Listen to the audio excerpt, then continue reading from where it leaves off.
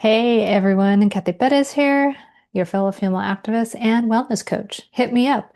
Today we're talking about Prop 50 and we're talking about a really cool LinkedIn article that I found that was basically like the obituary we want to hear, not the obituary we want to hear. Let me reframe that.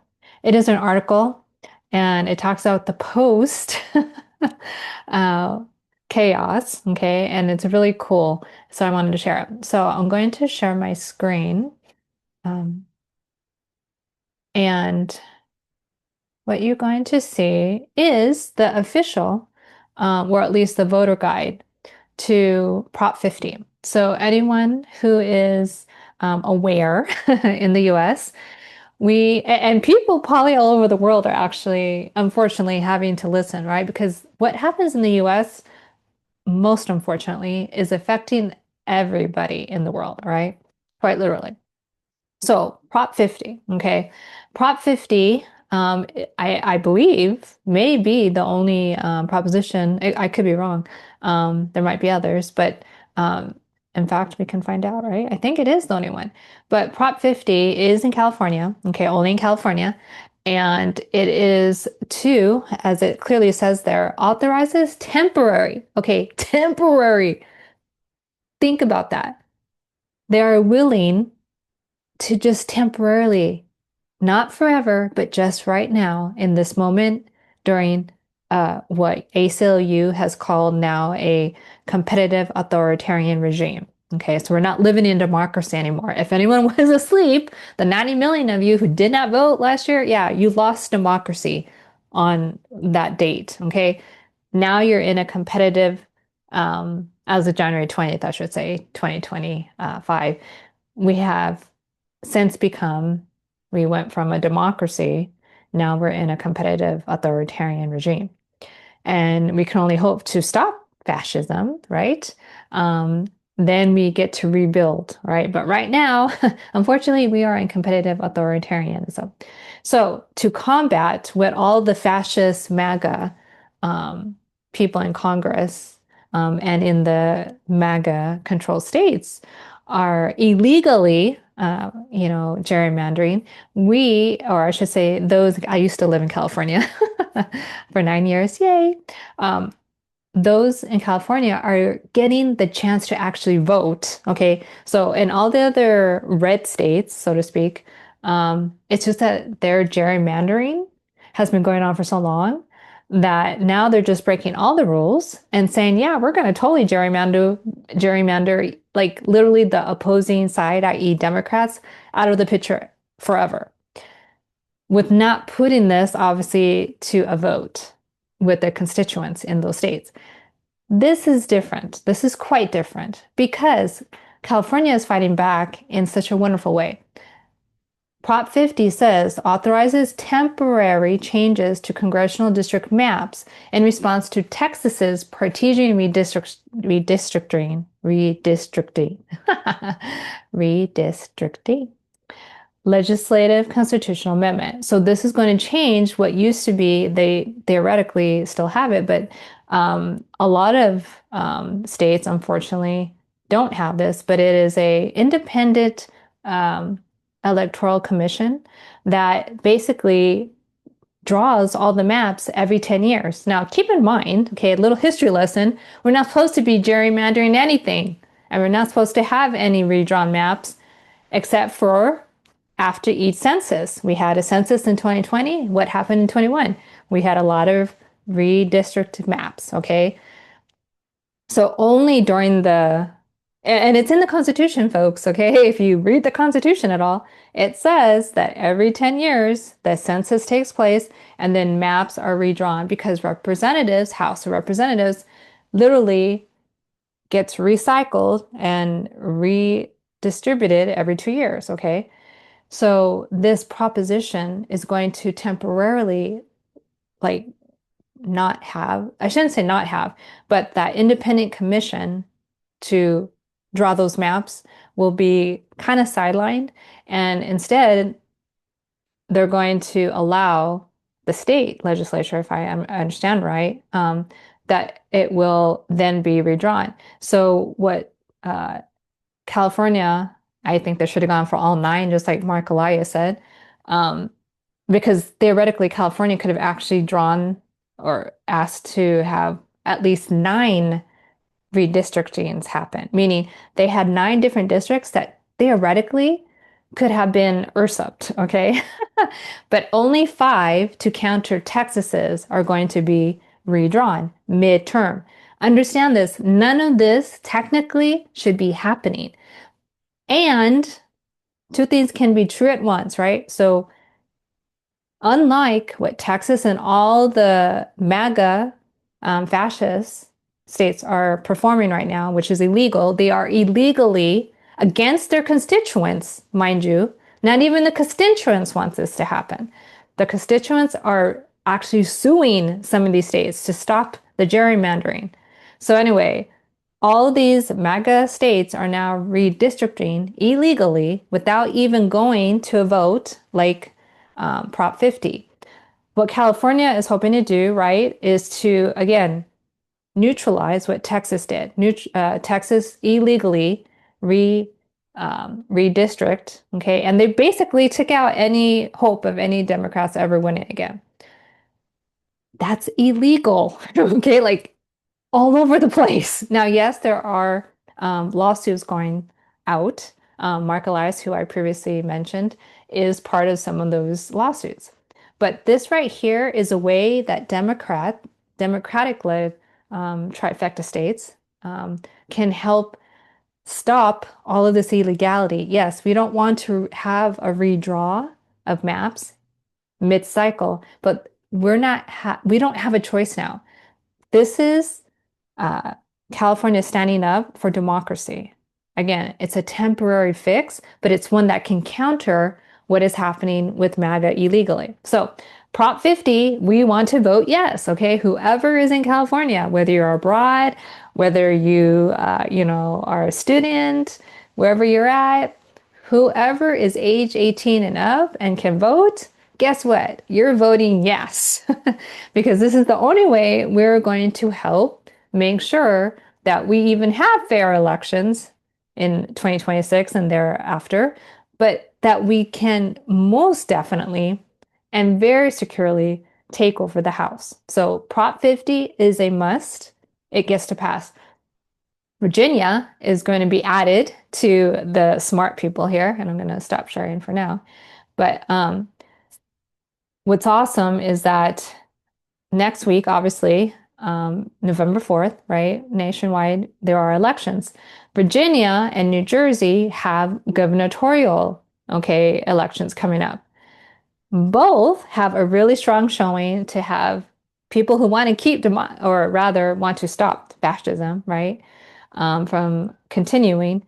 And so the Virginia state legislature, which is, I believe, obviously democratically like led, so to speak, they have said that once the right person gets elected, then they will actually start the process themselves of, unfortunately, midterm, not midterm, but mid-cycle redistricting.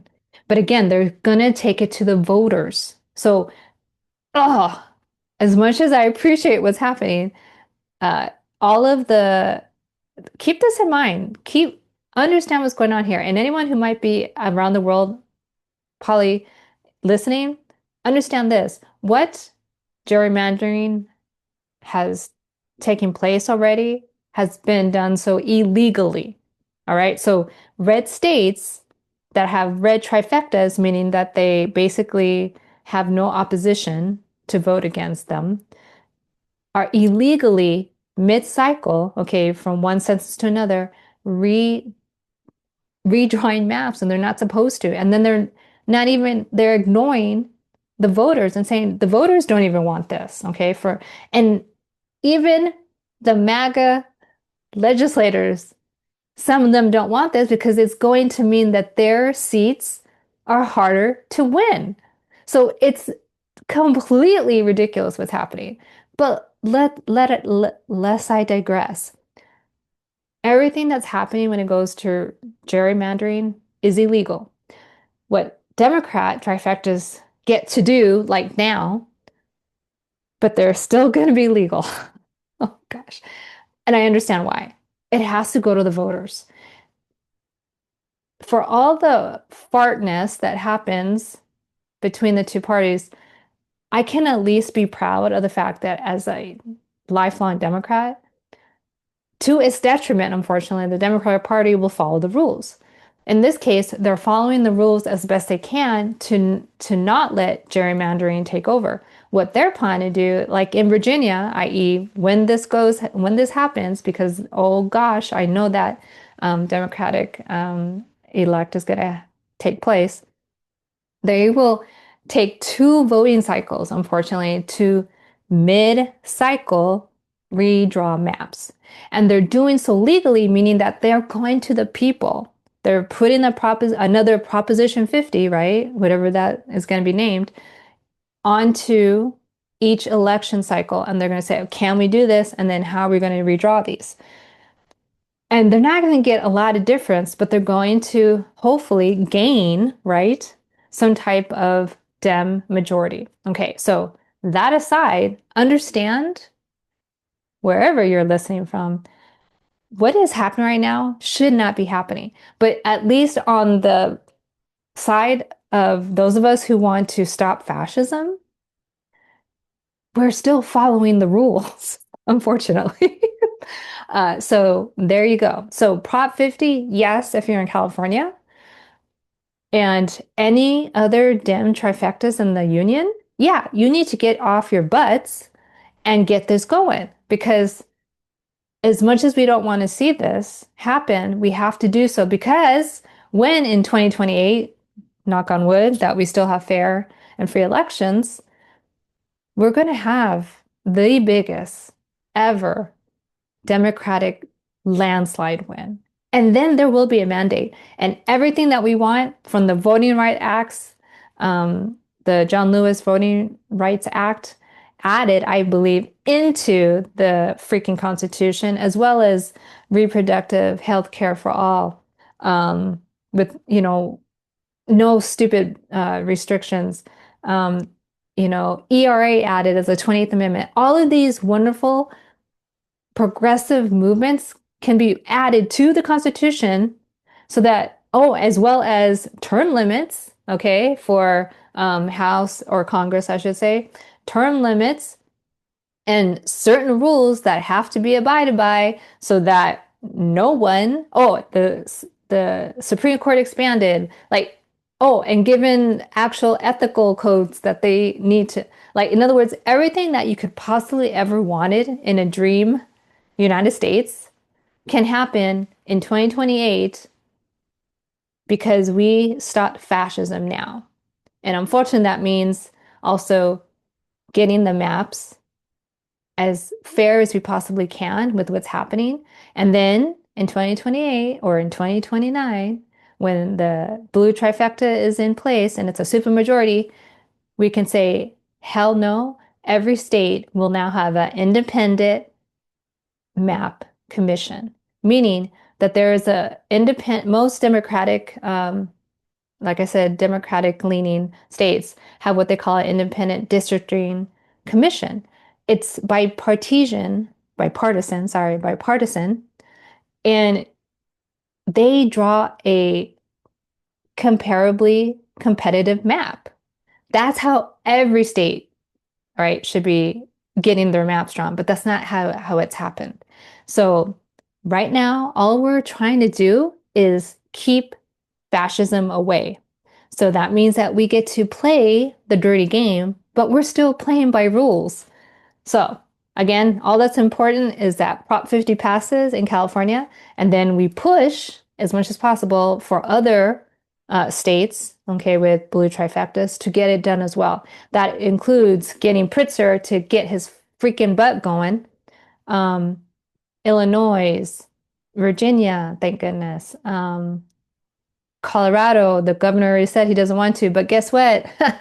With enough pressure, he's going to have to. So all these different states that have trifectas, okay, it can't happen, unfortunately. In, like, say, where I am in Arizona, we have a majority MAGA unfortunately, legislature, and they want to see fascism happen. So we need to go where we have the power and then make that happen. So that's important. Let's get to it. Now, what I want to move to, okay, is something that I found interesting. So there's someone that I'm connected with on LinkedIn, and they posted something really, really cool. And it's worth repeating, and it's worth sharing. And I think that it's fair to say that I am happy to um, it's a long post, but it is worthwhile to share because right now in this moment, again, the US, which barely turns 250 next year, if we make it, um, we're going through a lot of stuff. And we get to figure out the best way out. And